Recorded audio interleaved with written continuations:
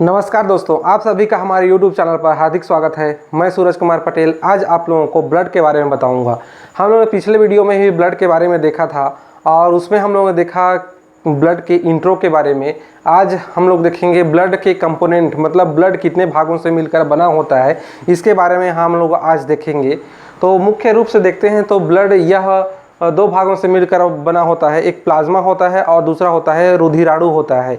इसको हम लोग देखते हैं कि यदि एक ब्लड को हम लेते हैं और उसको परख नली में लेते हैं तो इसमें जो कण के समान या फिर इसमें जो गाढ़ा भाग होता है वही रुधिराणु होता है और इसमें जो लिक्विड पार्ट मतलब जो पानी के समान होता है और यह किस प्रकार से होता है, यह येलो प्रकार का है, येलोइश होता है। तो यह मतलब पीला होता है। तो यही पीले कलर का जो होता है लिक्विड, इसी को ही प्लाज्मा बोला जाता है और जो गाढ़ा भाग होता है उसको बोला जाता है रुधिराणु बोला जाता है। और यही रुधिराणु में ही आरबीसी, डब्ल्यूबीसी और प्लेटलेट्स होते हैं। तो चलिए हम लोग देखते हैं प्लाज्मा के बारे में। प्लाज्मा यह मुख्यतः पूरे ब्लड का 55 से 60% होता है और रुधिराणु यह 40 से 45% इसका होता है। इसमें हम लोग देखते हैं प्लाज्मा में कि इसमें जो प्लाज्मा होता है वह एक बहुत ही ज़्यादा लिक्विड होता है। तो लिक्विड में यह सबसे अधिक इसमें वाटर होता है, यह 90% वाटर होता है। और इसमें देखते हैं कि इसमें साल्ट भी होता है कुछ परसेंट में और 6 से 8% इसमें प्रोटीन होता है। प्रोटीन में हम देखते हैं कि दो प्रकार का इसमें प्रोटीन होता है, एक फाइब्रिनोजिन होता है और दूसरा होता है प्रोथ्राम्बिन होता है। इसके बारे में हम लोग देखेंगे।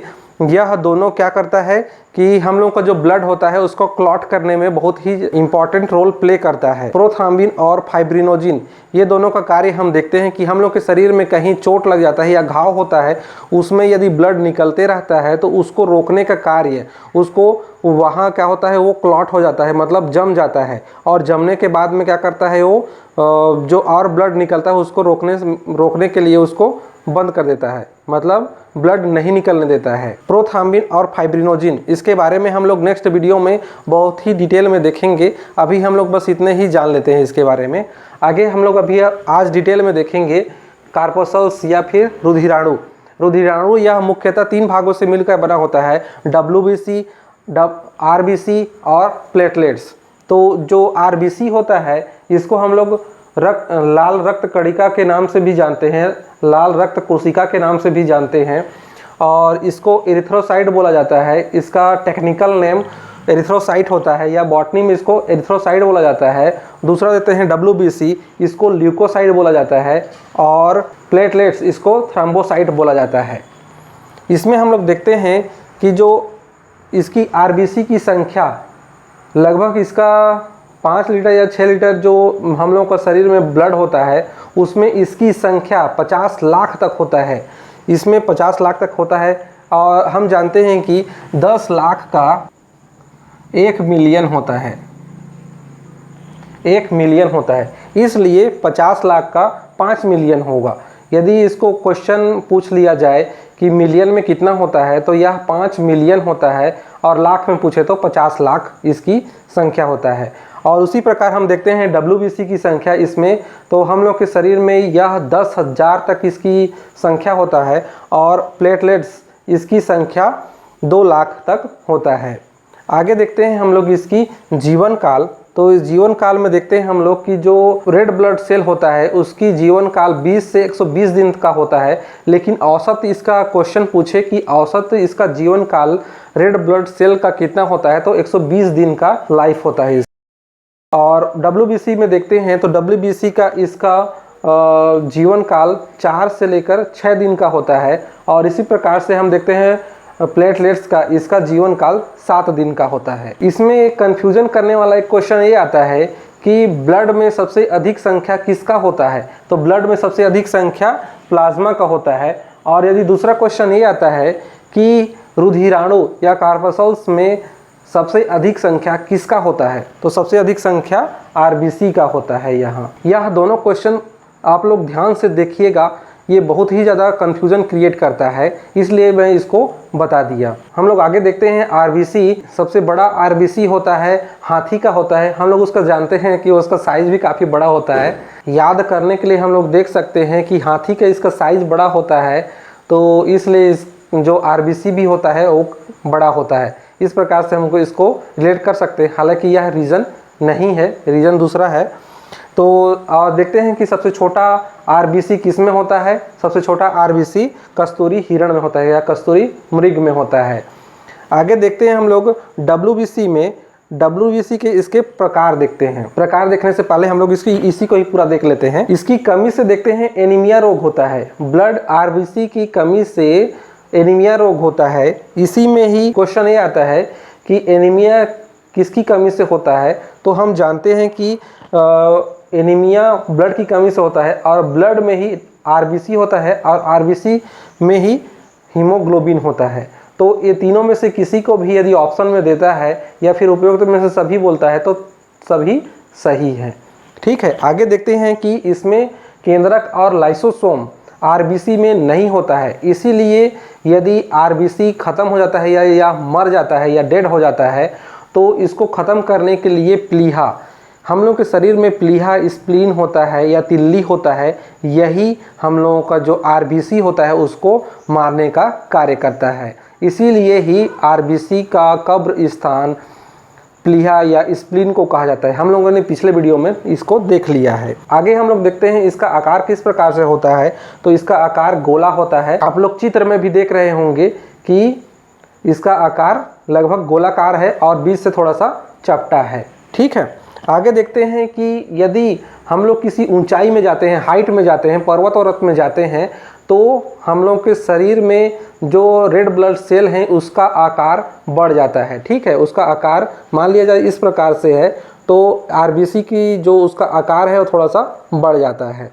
क्वेश्चन पूछा जा चुका है कि यदि हम लोग ऊंचाई पे जाते हैं तो आरबीसी का साइज घट जाता है या बढ़ जाता है, तो इसका आकार बढ़ जाता है।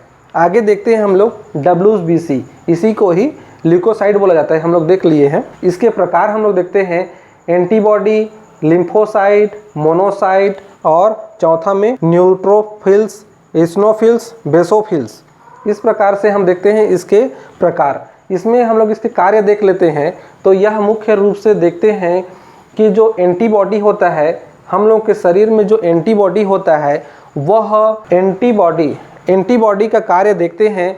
तो यह एंटीबॉडी हम लोग के शरीर में जो फॉरेजन कण आते हैं या फिर मॉलिक्यूल आते हैं, जैसे कि बैक्टीरिया, वायरस, फंगस, ये किसी भी प्रकार से, या फिर जो बीमारी वाले कण होते हैं या बीमारी वाले जो सेल होते हैं हम लोग के शरीर में इंटर करता है, तो उसको पहचानने का कार्य एंटीबॉडी करता है। जैसे कि हम लोग के शरीर में यदि कोई मलेरिया का, अभी ट्रेंड में चल रहा है कौन सा, कोरोना का वायरस, यदि कोरोना का वायरस हम लोग के शरीर में इंटर करता है तो उसको पहचानने का कार्य कौन करता है, एंटीबॉडी करता है। और एंटीबॉडी केवल पहचान देता है, उसके बाद में पहचानने के बाद में हम देखते हैं लिम्फोसाइट। लिम्फोसाइट यह दो प्रकार का होता है, एक होता है बी सेल और दूसरा होता है टी सेल। तो जो टी सेल होता है, जितने भी हम लोग के शरीर में वायरस या फिर बैक्टीरिया आता है उसको मारने का कार्य करता है। लिम्फोसाइट उसको मारता है और मोनोसाइट उसको खाता है। और मोनोसाइट के बारे में और एक विशेषता यह है कि मोनोसाइट यह डब्ल्यूबीसी में सबसे बड़ा साइज में होता है, मोनोसाइट होता है। और न्यूट्रोफिल्स यह अधिकतम होता है, जिसकी संख्या मैक्सिमम होता है। और देखते हैं कि बेसनोफिल्स, इसका संख्या मिनिमम होता है।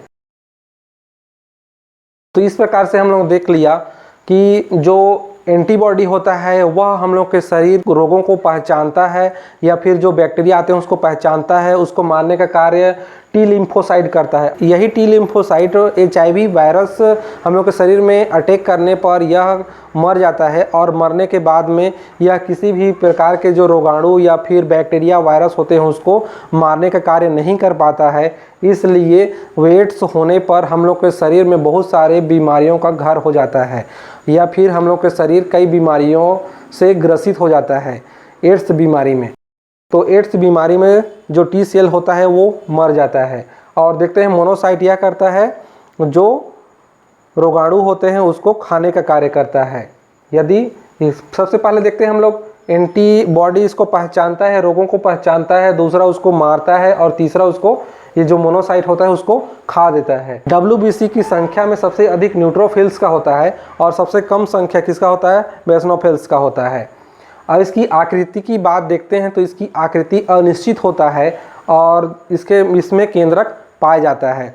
आगे देखते हैं हम लोग प्लेटलेट्स। तो प्लेटलेट्स का टेक्निकल नेम थ्रोम्बोसाइट होता है और इसका संख्या 2 लाख होता है और इसका जीवन काल 7 दिन का होता है और यह हम लोग के शरीर में शक्ति प्रदान करता है और इसमें भी केंद्रक नहीं पाया जाता है और RBC में भी केंद्रक नहीं पाया जाता है। इसलिए वह खुद मरने के बाद में खुद वह ख़त्म नहीं होता है, ख़त्म होने के लिए प्लीहा में जाता है।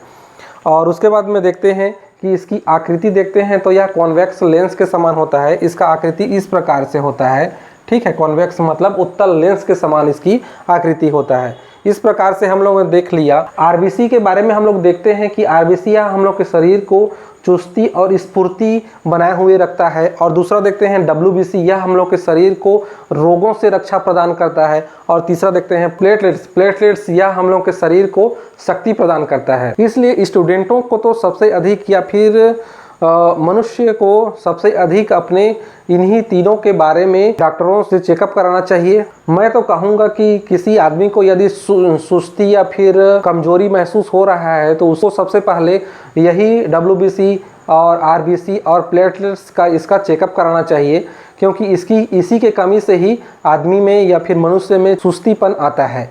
और यदि आप लोगों को तंदुरुस्त रहना है तो इन्हीं तीनों को ही इसकी संख्या को मेंटेनेंस करके रखना है। हम लोग के शरीर के शक्ति के लिए किसकी आवश्यकता होता है? प्लेटलेट्स की बहुत ही ज़्यादा आवश्यकता होता है। सबसे पहले तो स्टूडेंटों को यही प्लेटलेट्स डॉक्टरों को चेकअप कराना चाहिए, क्योंकि हम लोगों की पढ़ाई की इच्छा होने के बावजूद भी हमें पढ़ाई के लिए एनर्जी प्राप्त नहीं हो पाता है। इसलिए प्लेटलेट्स का चेकअप कराना बहुत ही आवश्यक होता है। और इसकी संख्या को बढ़ाने के लिए हम लोग एलोवेरा, गिलोय और बकरी का दूध और फ्रूट, ये सब हम लोग इसको बढ़ाने के लिए ले सकते हैं। लेकिन हम लोग जानते ही हैं कि हम लोग के घरों में अधिकतर फ्रूट खाने का रिवाज नहीं है। जब हम बीमार पड़ जाते हैं तभी फ्रूट खाते हैं। यदि इसको हम लोग परसेंटेज के रूप में देखते हैं तो RBC का यह ब्लड में 41% होता है, इसका 4 से 5% होता है और यह 1% से भी कम होता है। यदि ब्लड में पूछा जाए कि सबसे अधिक संख्या किसका होता है तो सबसे अधिक संख्या प्लाज्मा का, फिर RBC का, RBC के बाद में फिर WBC का और WBC के बाद में प्लेटलेट्स का होता है। तो दोस्तों आज के वीडियो में इतना ही। नेक्स्ट वीडियो में हम लोग ब्लड के क्लॉटिंग के बारे में देखेंगे, ब्लड के थक्का किस प्रकार से बनता है उसके बारे में देखेंगे। और नेक्स्ट वीडियो में फिर देखेंगे हम लोग कि ब्लड ग्रुप के बारे में देखेंगे कि किस प्रकार से कौन से ब्लड ग्रुप में, यदि माता पिता में कौन सा ब्लड ग्रुप है तो बच्चों में उनके कौन से ब्लड ग्रुप होने की संभावना किस प्रकार से, इसके बारे में देखेंगे। और तो दोस्तों आज के वीडियो में इतना ही। यदि वीडियो पसंद आया हो तो लाइक कीजिए, कमेंट कीजिए और दोस्तों के साथ शेयर कीजिए। और यदि मेरे चैनल में आप लोग नए हैं तो चैनल को सब्सक्राइब भी कर लीजिए। आप लोगों का आज वीडियो देखने के लिए बहुत बहुत धन्यवाद। जय हिंद, जय छत्तीसगढ़।